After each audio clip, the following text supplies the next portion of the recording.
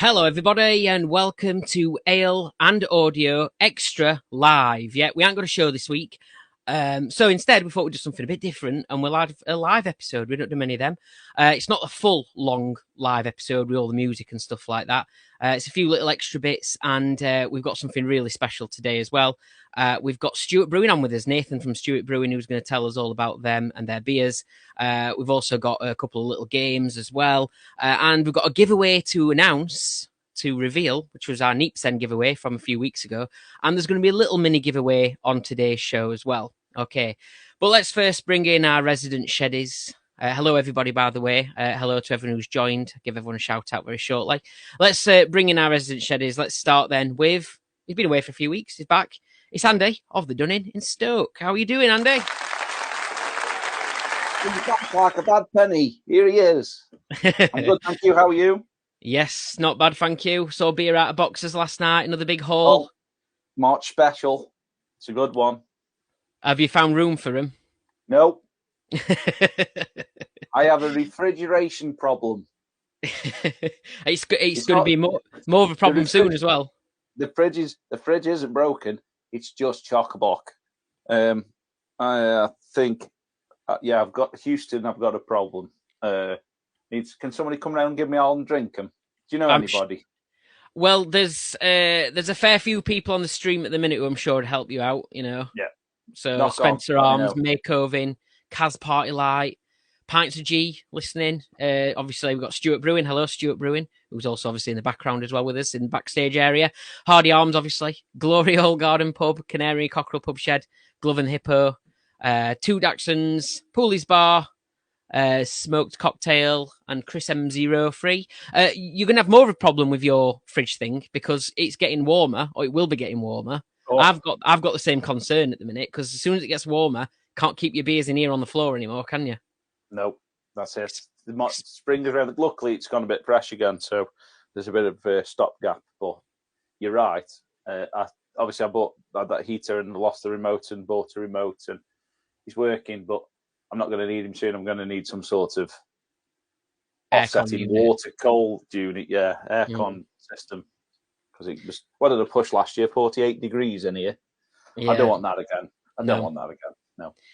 Let's bring in our second resident Sheddy. It's Dave of the Hardy Arms in Leicester. How are you doing, Dave? Oh, yeah. All good. Everything all right? Did you enjoy McGuinness weekend? Oh, yeah. Saint McGuinness. St. Patrick's McGuinness weekend. I sunk 11 pints of Guinness by the end of Sunday night. You're getting close to that 19. I'm getting close to the 19.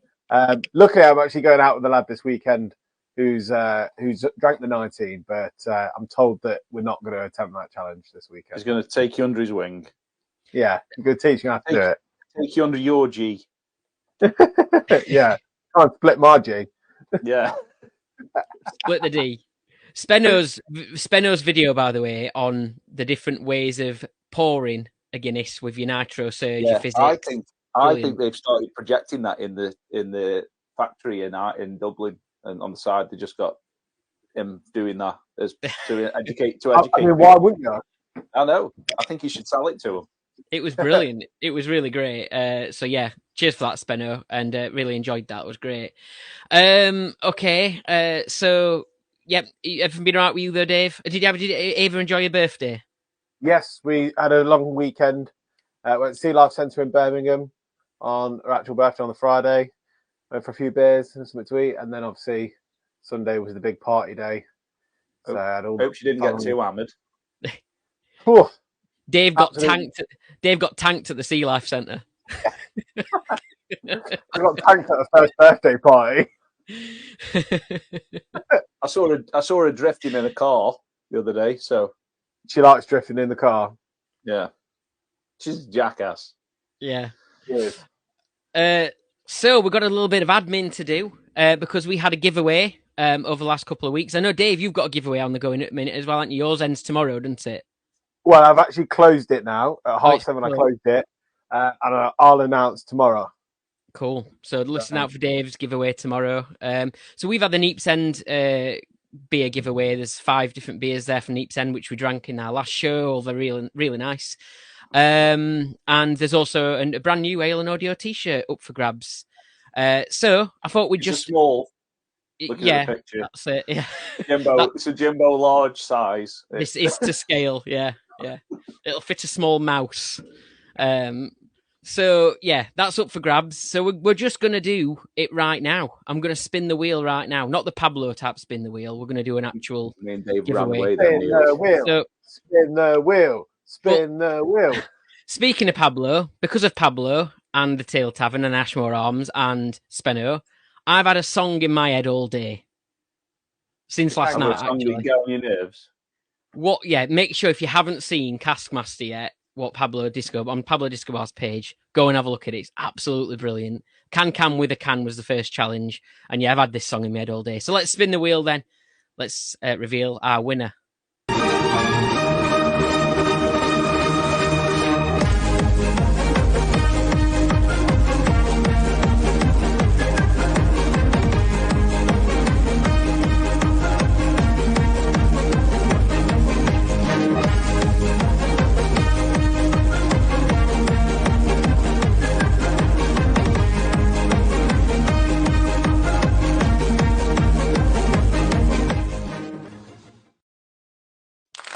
Hey, K52 MPD, well done.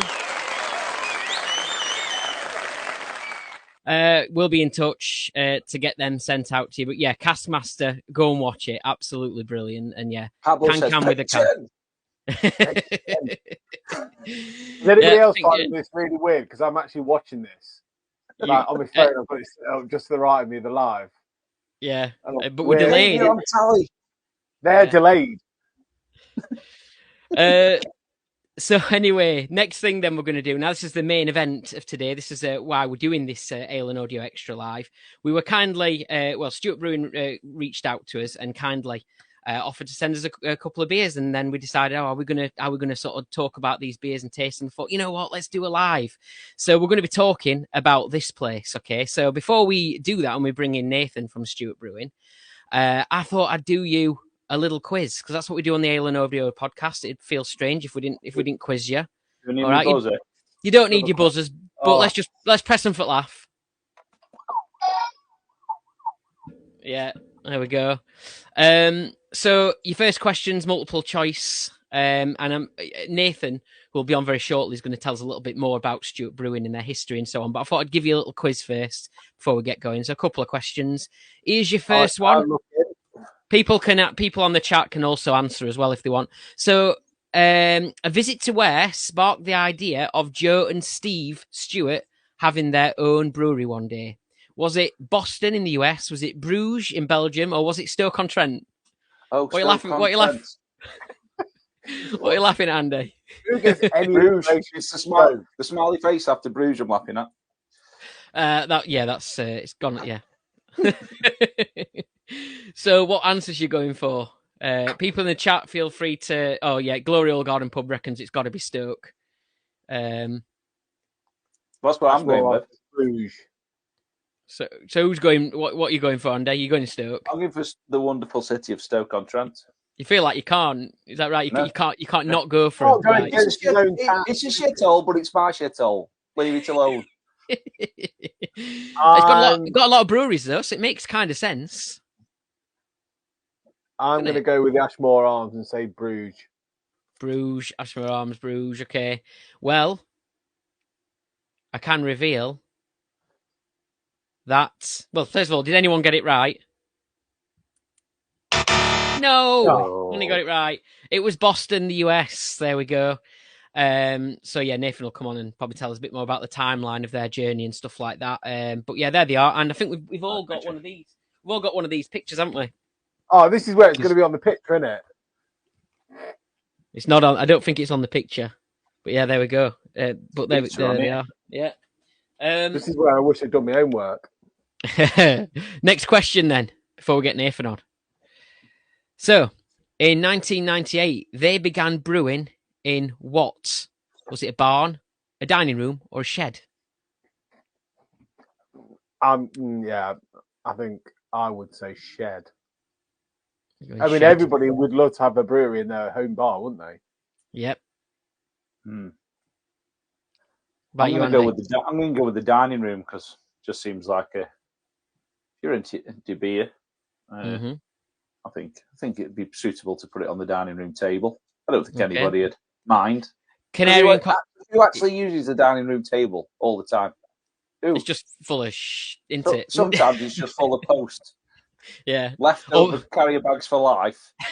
Sorry. Jimbo. Yeah. So we've got Canary and Cockerel going a barn, Glory Hall going a shed, Pints of G shed, Shed 62 barn, Ashmore Arms dining room, Cas Party Light 22 dining room. Let's have a look at the answer. It is dining room. Well done. Yep. On the website, it says garage, but then in brackets it says actually dining room. So maybe they were listening to a bit of garage while they were doing it. Maybe, yeah. And then this is actually the last one. Okay, so here we go. Last one. So what score? I've already lost scores. I mean, 2 questions. 1-0. 1-0.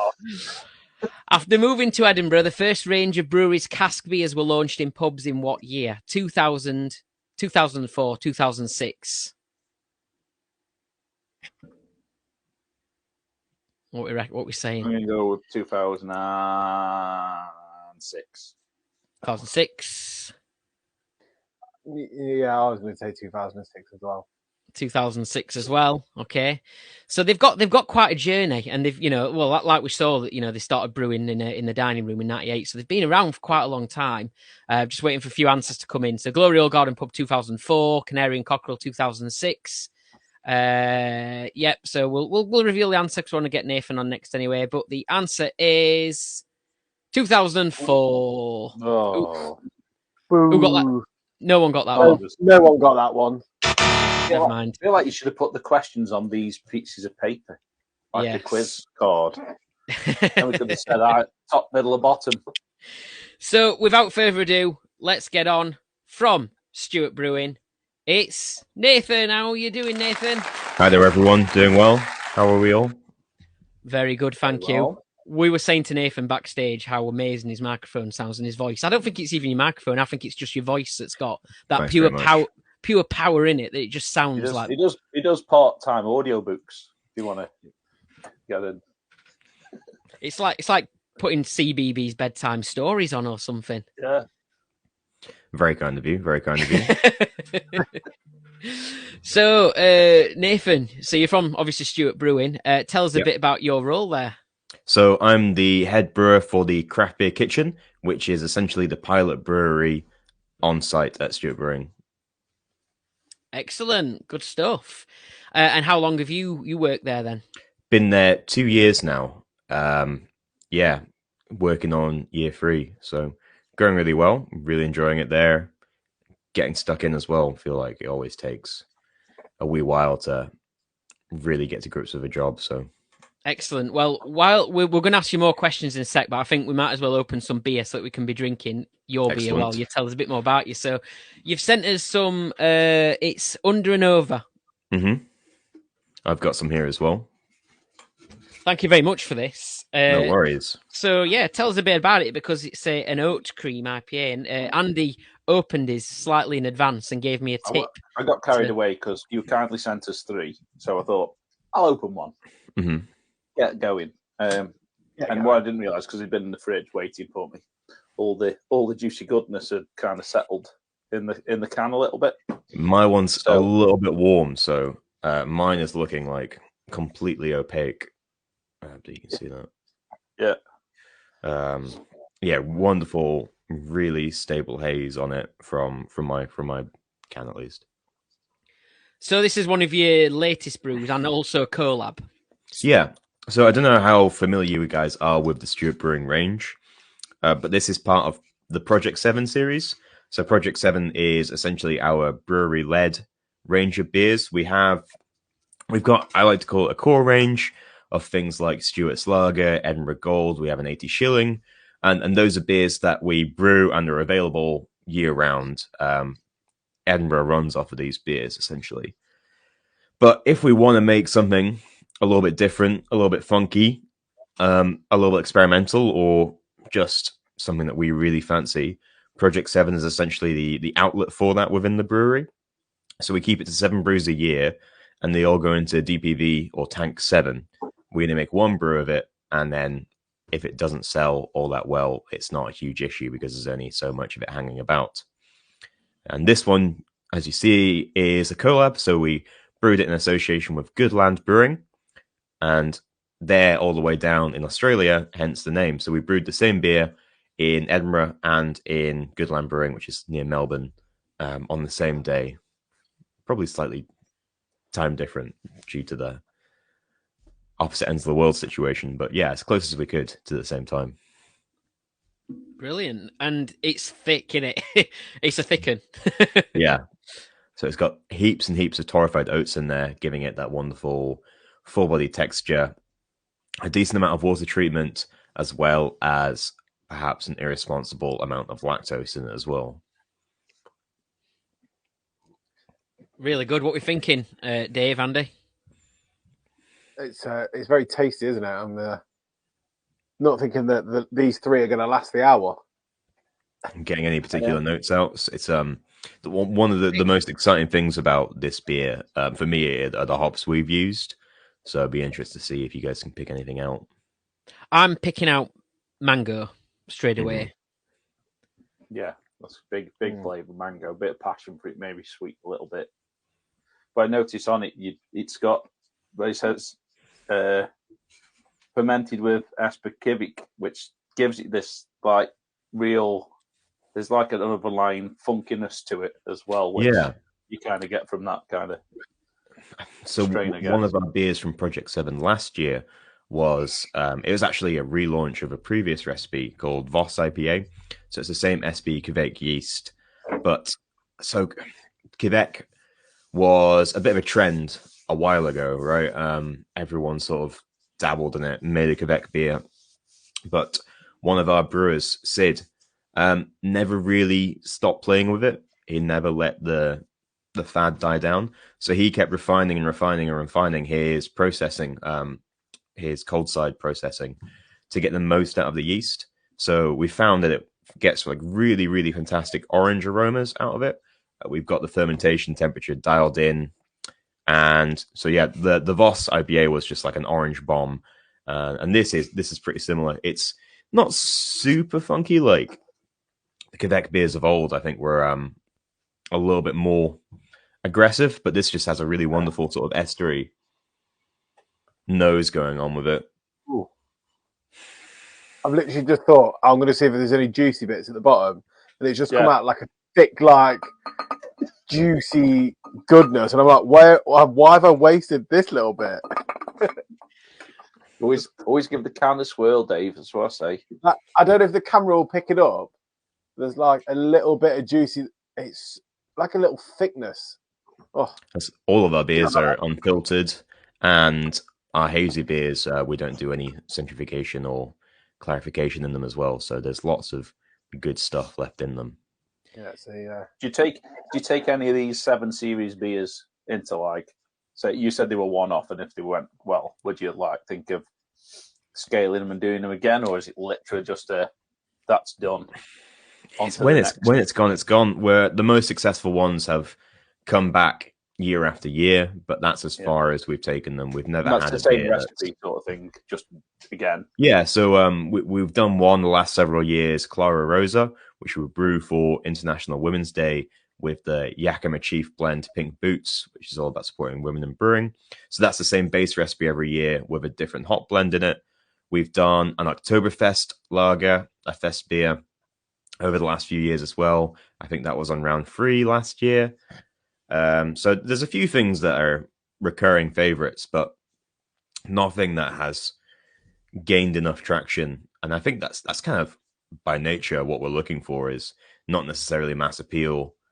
It's a bit weird. It's not everyone's going to like these beers, and that's why the Project 7 range is so fun. Have you ever had anyone that kind of was like, this has been a little while selling this? Some of them do hang around a wee bit, but we tend to get them out well before they start dropping off in quality, which is nice. That's the benefit of doing a short batch of it as well. There's not enough of it's going to hang around for anyone to have a bad can. How many cans do you get out of that one? So we only brew around 3,500 liters, and it depends on how we think it's going to sell, how many cans we make, because we'll also put it into kegs and potentially casks for the local area. We're primarily a large pack brewery, so that's where a lot of our stuff will go. Nice. So you hear what Nathan's saying, that there's not loads and loads of these knocking about. So as you heard, very kindly, Stuart Brewing sent us 3 of these each, and I'm gonna give one of mine away in a giveaway by just kind of taking a bit of a snapshot of everyone who's on the live, and I'll do it in 10 minutes time. So hang around for 10 minutes. I'll take a snapshot of everyone who's there, and I'll just do a random sort of close my eyes and pick, because I ain't got the facilities right now to make a big wheel while I'm recording, but I'll just do a sort of look away and put my finger on the screen and see what happens. So there'll be a can being given away very shortly. I had a question, actually. So something like this then, is it a longer brewing process to create something like this than, say, something else, or is it the same? It depends on the beer, really. So the biggest time sink within brewing in terms of that sort of thing would be conditioning, where you lower the temperature of the beer inside a vessel, be it either we have DPBs and also conditioning tanks on site. So we'll leave it there at a certain temperature for a certain amount of time, looking for break down the metabolism of certain compounds that aren't desirable, which is a complicated way of saying we wait for it to taste better. So maturation is all about just cleanliness, cleaning up some of those flavors, and we're pretty decent with it. Something like the Oktoberfest is probably the beer that clogs up our system the most, where we give it a proper traditional long lagering process, keeping it at 4-6 degrees for a number of weeks. Something like a hazy beer, a lack of like really significant maturation time helps to keep all of those hop flavors really, really fresh, so you can get them out a little bit quicker. And the other fantastic thing about SP Quebec is that it ferments in like 24 to 48 hours. We whack the temperature way up into the 30s. It kicks off, and in like a day, it's done. That's what I heard about Givig yeast. It was like, yeah, it's aggressive when it's chewing through the sugars. So, yeah, so that's why you said about that trend. I think a lot of people had it because they were like, we can get some real flavor out of this in such a short period of time. Yeah, in comparison to something it's a dream for efficiency and flavor. So we love it. If I could pinpoint this beer to a particular beer that most people will have had who potentially are tuned in order to say, this is what it would take, this is kind of what you could maybe compare it to a little bit. Mm-hmm. There's more to it. I can tell you definitely more to it. But in terms of flavour, I'd compare it a little bit to Juice Forsyth for one of those beers that everybody's had, because you get that intense mango. Juice Forsyth doesn't look like that, though, does it? No, it doesn't. That's what I'm saying. It's not Sheffield. That's got it. All right, Yorkshire, isn't it? No, but what I'm saying is, that's the best. If I'm trying to pick out something that everybody's had, what you've had, yeah. But it is a lot thicker. Obviously, clearly a lot thicker. It's amazing. It's one of them beers. I think when you go in the tap room and you say you'd be like, you see the label, I'll give that a go. Oat cream IPA, because not a lot of people have heard of oat cream IPA. I don't think. I'll give that a go. I think I've had. Full Circle did one. They did the Looper as a oat cream, didn't they? And that was the same experience for me. They was like, I'll give that a go. I've had the previous version of it before, and then you pour it and you go, that doesn't look anything like I was expecting that to look. And I think I've got that same thing of this. Like Dave said, he wasn't expecting that bit at the bottom of the can. But when I first poured this, because I'd kept it upright, it all settled at the bottom. So when I poured it, it got this like almost slightly hazy, a bit like Juice Forsyth, but it's got that slight haze to it, and it's still like transparent. But if you give it a little bit of a shake before you wait, you'll get something like that out of it, and that you can get all those flavors like you mentioned, Nathan. You get that bit of orange, that bit of big. It's still a massive hit of mango for me, and that passion fruit comes through. But there's little like sweet tropical notes as well, but I can't put my finger on those. Are these particular ones still available in the web shop as well? Yes, so we've got plenty of it on site. Numerous 12 packs. So this will be available for a number of months. Like I said, it's not always a huge seller, so there's enough to go around for people that do want them. Nice, definitely recommend it. It's a great beer. And also, I mean, I've not Edinburgh's one somewhere on my list to go. It looks such a really nice place. I've never managed to get up yet. But I was having a look at your setup, and you're more than just a brewery, aren't you? You've got the full works there. Yeah, we've got a wonderful little restaurant and pizza kitchen on site. We make all our own dough for the pizzas. We've got a proper stone-fired Anywhere I can park a pizza camper oven. van, Nathan? Yeah, absolutely. We've got parking on site. It's on a nice little industrial estate. The doors get locked overnight, so you're nice and safe. So if you want to come along and park up, I'm sure you're more than welcome. Yep, we're in. I put a few pictures up on the screen. Your pizzas look absolutely incredible. Oh, look at that. And Andy's favourite thing is pizza, so I put that on just to distract Sam him. loves pizza. Oh, you're burgers, aren't you? Yeah, you're I'm burgers, a burger guy. Yeah. Okay. If we're talking location of Edinburgh, though, and let's say like the Royal Mile where the castle is and all that stuff, how far away are we from there? A little bit far away, unfortunately. So we are located just outside the city bypass. So it's in an area called Lonehead. So we're almost in the Pentland Hills in the regional park. So on the outskirts of Edinburgh, which is necessary essentially for the space that we need to operate on. Yeah. But there is a bus that does go, and the taxis do come out to us as well. So if you are willing to make the trip, I think it's definitely worth it. But it's not central. Well, I am going to Edinburgh in like 2-3 weeks, and I'm going to a very famous sour beer brewery. Yep. So if it was on the way to said brewery, opposite direction, unfortunately. Yeah, but the fantastic thing about Stewart's is on you go. I was going to say, I guess you got places in town though that readily serve your beers. Yeah. So that's to say, I was going to say the fantastic thing about Stewart's is we do a huge amount of large pack. I don't know if you guys are cask beer fans at all, but a huge amount of our output goes into cask. So walk into more or less any good pub in Edinburgh and you should be able to get a decent pint of Stewart's beer. That's my plan then. So we've got kegs of under and over throughout Edinburgh. We've got casks of all of like I said, the core range, things like Holyrood, Edinburgh Gold, 80 shilling. 80 shilling is a must try, I will say. It's not a very popular style, and I think we do it really, really well.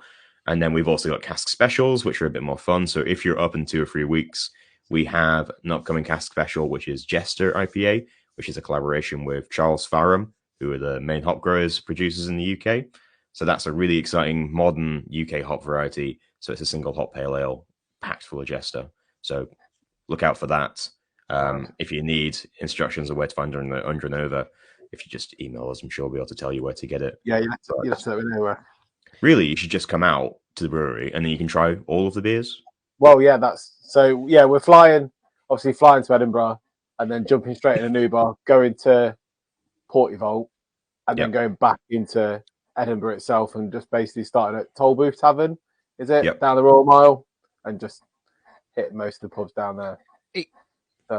It's a big place, though, isn't it? Like, and I've obviously I read that you've not been in Edinburgh for the full time. I mean, you sort of moved up there. Was it 2004? But it's a big place, isn't it?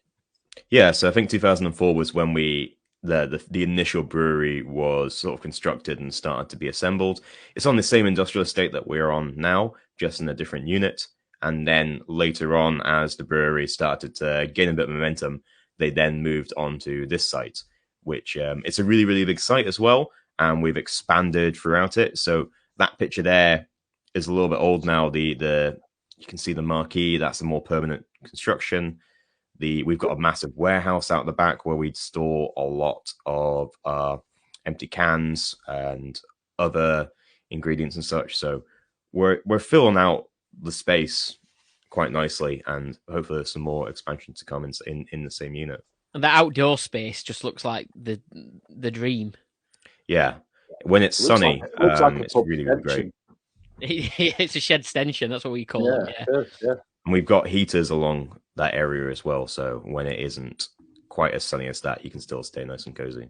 Well, you'll not be cold. Dave, do you want to fancy doing us a favour, Dave? Or whoever's phone is your phone? Is someone on the phone so you can do me? You can do me Dave's good at phone stuff. Yeah, I can't click on and to see everyone who's currently on. So we're about to just do a random pick for somebody to receive. You're not trusting me to do this, are you? Yeah, unfortunately, it has to be a UK person because I think it's a bit trickier sending beers out of the country and stuff like that. But if you could do a quick look up, don't look at your screen, and just land and stop on someone and tell us who it is who's going to receive a can of this really nice. Everybody's waving at me now. Everybody wave. Everybody wave. You know, like everybody sends you that little wave and it just pops up. You're like, fuck her off. I'm trying to do something. Right. I'm not looking. I'm not looking. Should have had a drum roll. Ready. Right. We have got the two Dashin pub shed.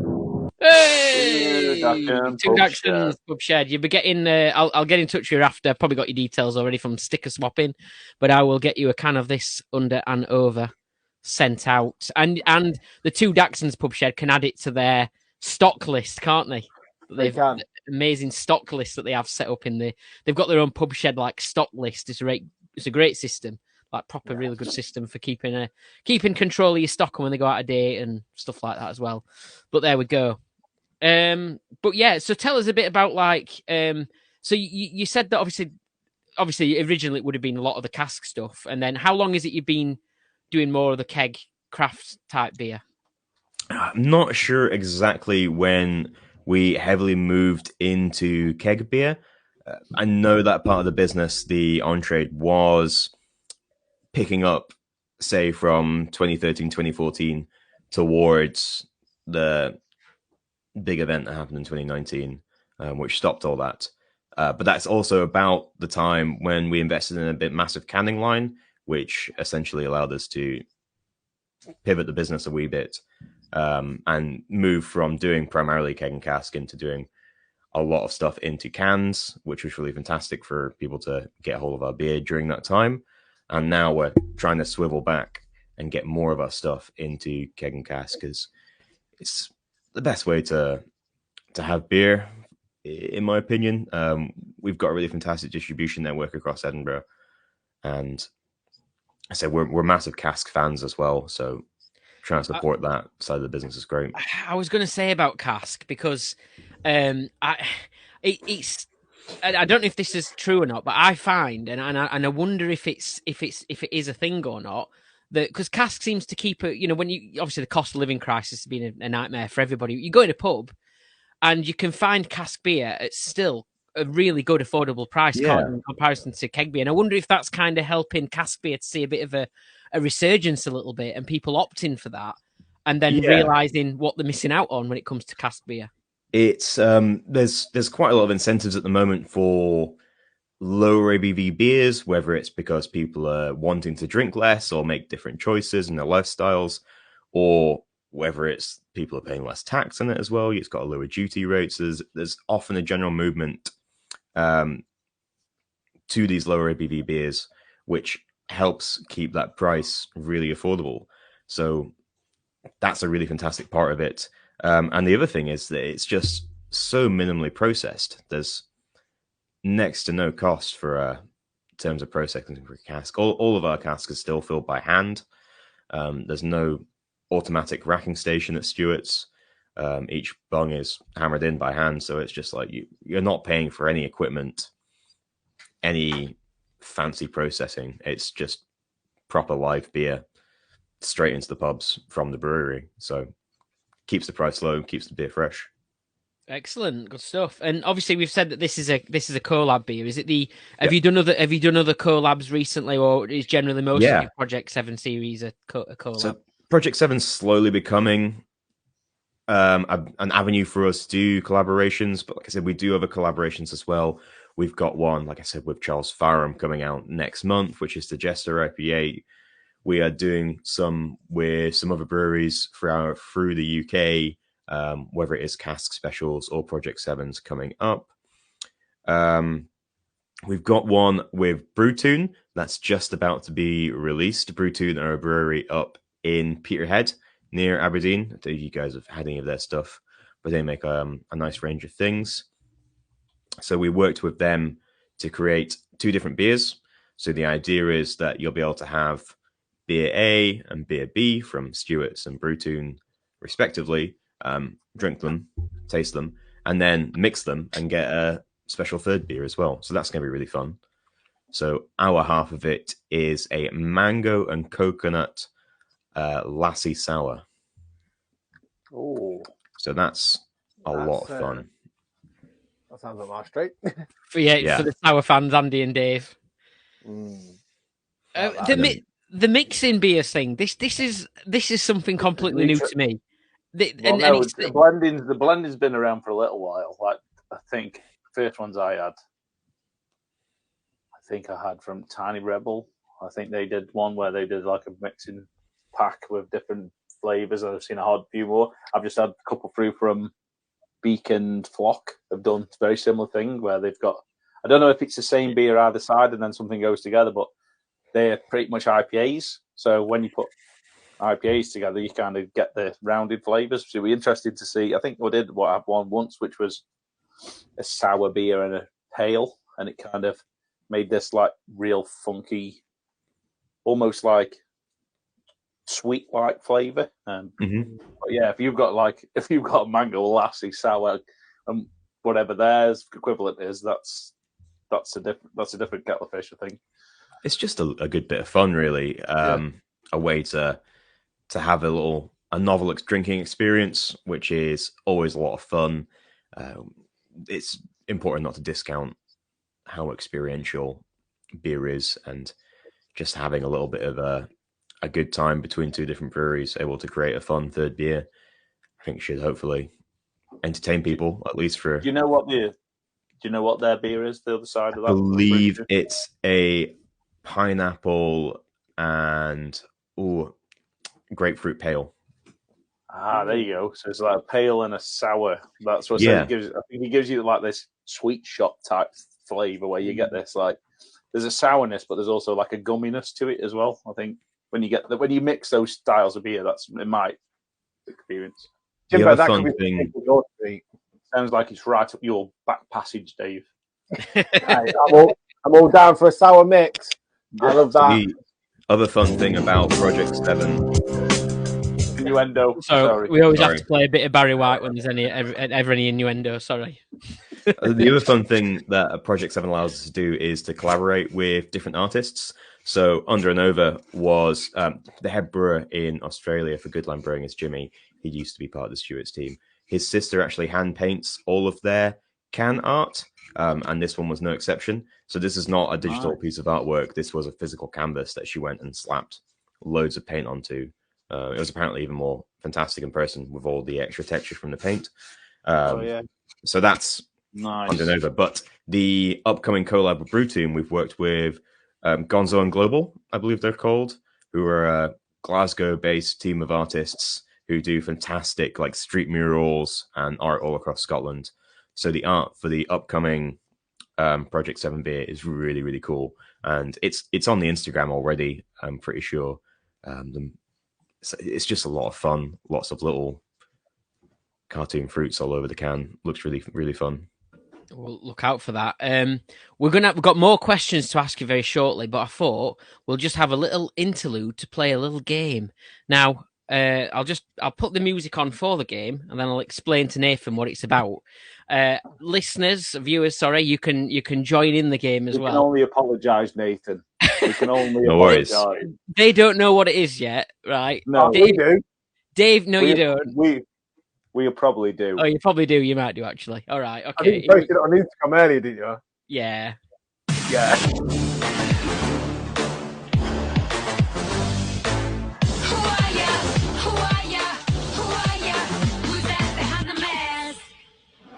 So it's called the Masked Drinker. We tried it for the first time on the last show. It went down pretty well. So we're going to have a go now.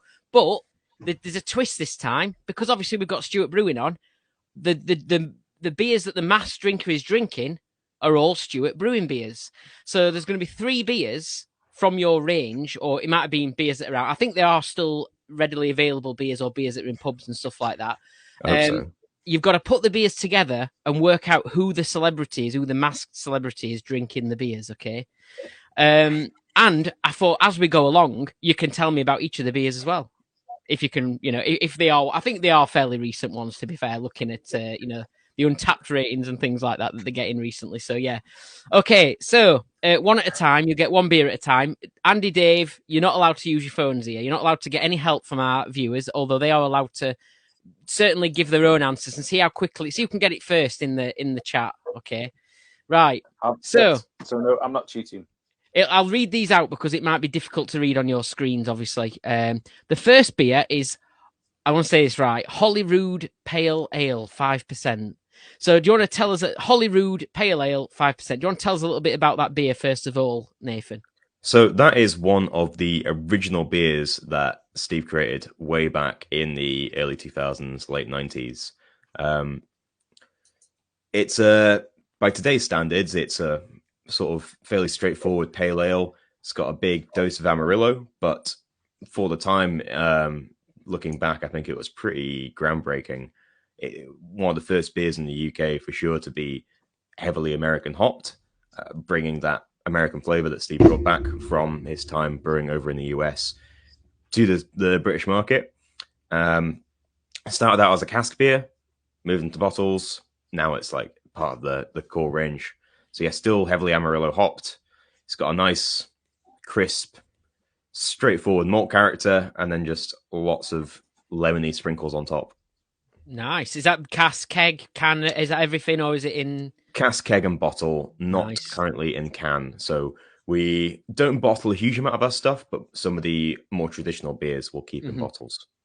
Yeah. Is there like a reason behind that? Is it just out of interest in the industry? Is there a reason why people will go bottle sometimes over can? Is it more like about dates, for example? Is it something to do with the age of the beer and stuff? So in terms of the actual packaging and the technology behind it, I'm definitely of the opinion that the can is an objectively superior vessel for packaging beer.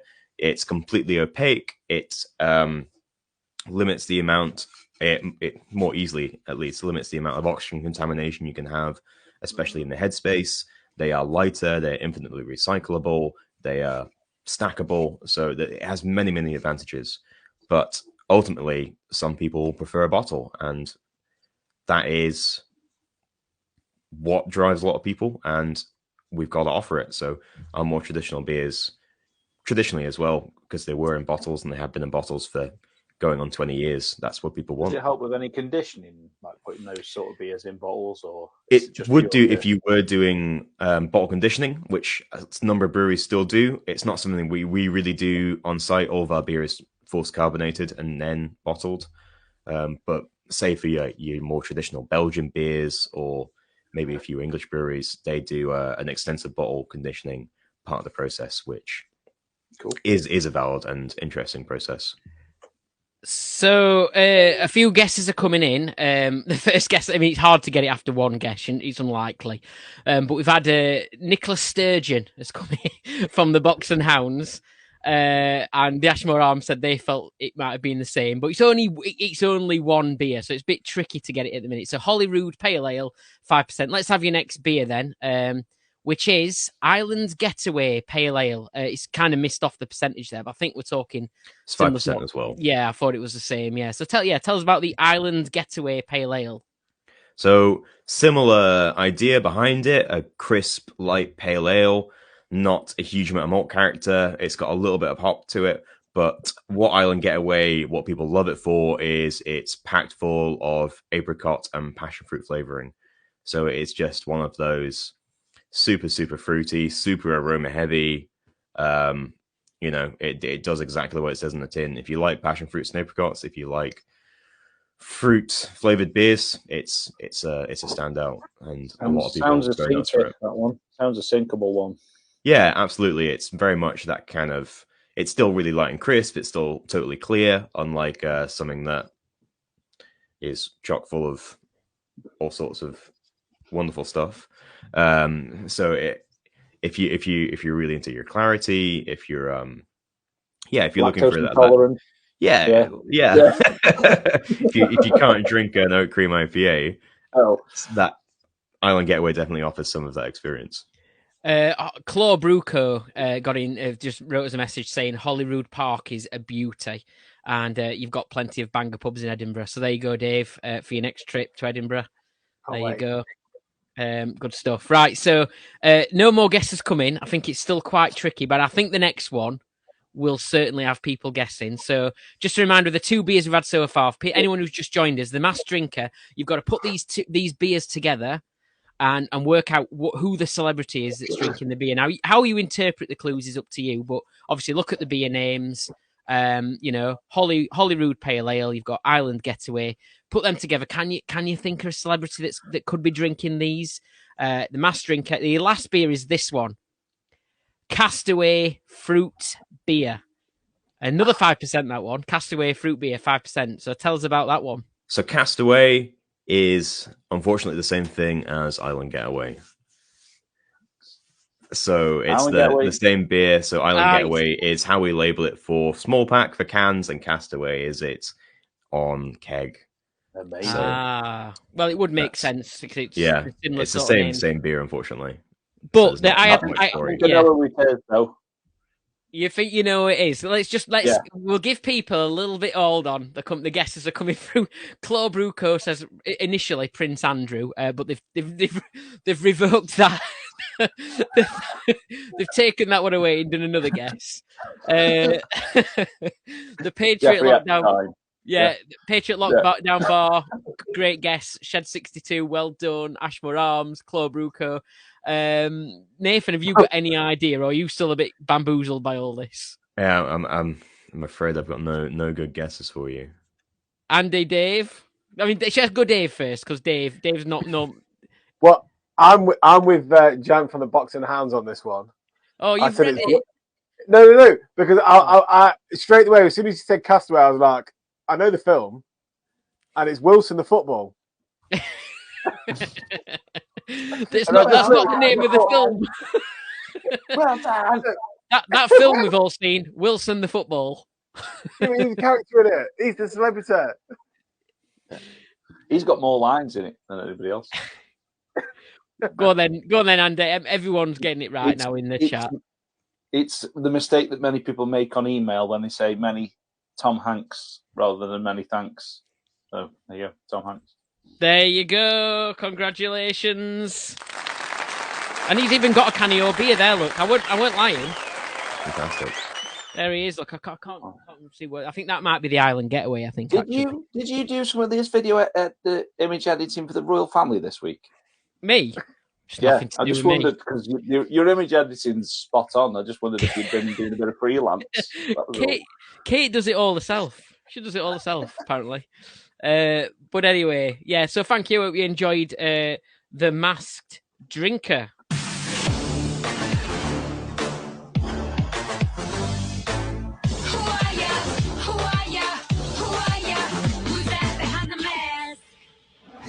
So we're coming towards the end of the stream, and I know we get sort of kicked off.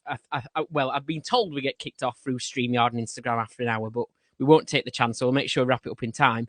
But one thing I did want to ask you, Nathan, was festivals. Are we expecting to see Stuart Brewing at any festivals this summer or this spring? Well, the big one for us is the Edinburgh Festival, the Fringe. That's where we put most of our effort into brewing throughout the summer. It's a lot of just making sure we've got plenty of stock. And so, yeah, unfortunately, that's mainly for locals, but please come and visit during the festival. Hope to see you there. We might be at another few things. Best place to check would be through our social media channels. Lewis, our marketing guy, is on top of all that. So any particular beer festivals will be announced through that we're being served at, I imagine. But yeah, otherwise... Andy and Dave are going to roll their eyes when I ask this, but I am sure before you got in touch with me and stuff. Have you been to Sheffield in to any festival in the last year or two? Unfortunately, No. not. No. I've I just have a very. I've seen your name. We have the Indie Beer Feast here, which is a craft beer festival. I do have the most generic brewer look to No, me as well. well, Unfortunately, it's the name in particular, Stuart Brewing. I thought I'd seen it on some sort of festival I'd been to. So yeah, there we go. He doesn't get out to Sheffield very much now. Don't worry about I do. He does occasionally trip to Quorn, but doesn't really leave Sheffield. I think we're hoping to come down to Ossett sometime this year as well. So you'll hopefully see us around a bit more then. You're too far away then. Any upcoming plans then for the brewery? Anything that you can tell us is coming? I mean, we spoke about this. There's obviously the mix beer that you're doing soon, but any the most exciting one.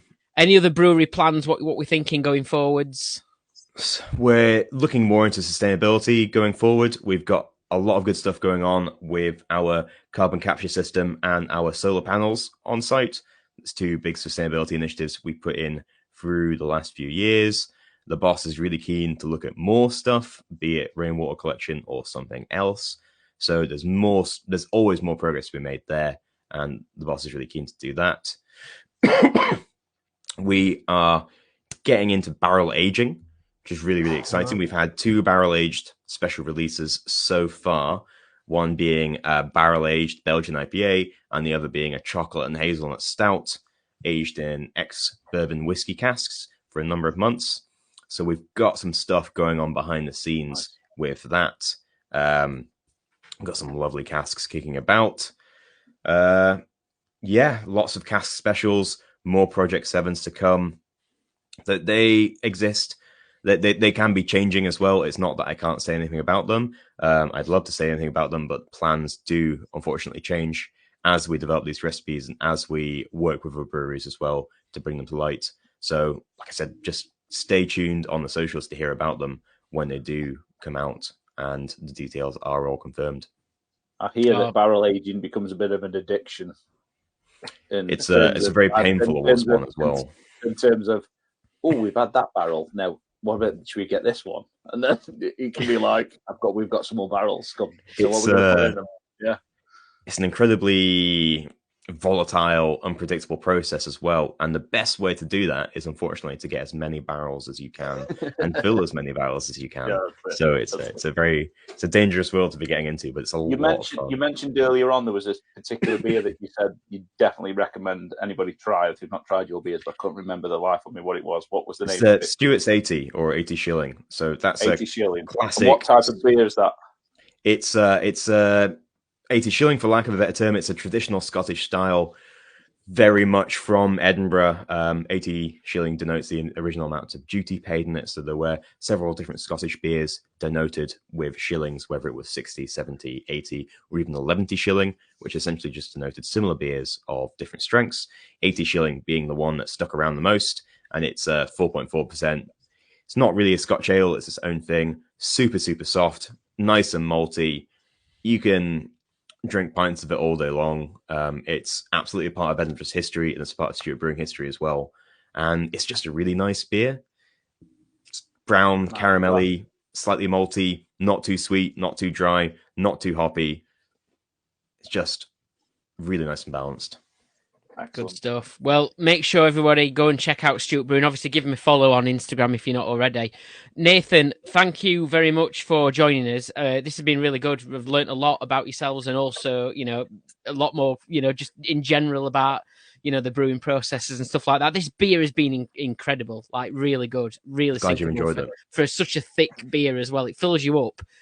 So anyone, I highly recommend it. And yeah, well done to Two Daxons who's won one while watching us this evening. So thank you very much, Nathan. Thank you all for having me. No worries, and thank you very much. If you need any more beer. Oh yeah, I don't know about Andy. Have you got any room for any more beer? No, I'm chock-a-block. I'm rammed to the rafters down here. But yeah, thank you everyone for listening and for tuning in and all that kind of thing. I am going to leave you with a little bit of a promo for this weekend's Judge Pat's pop quiz.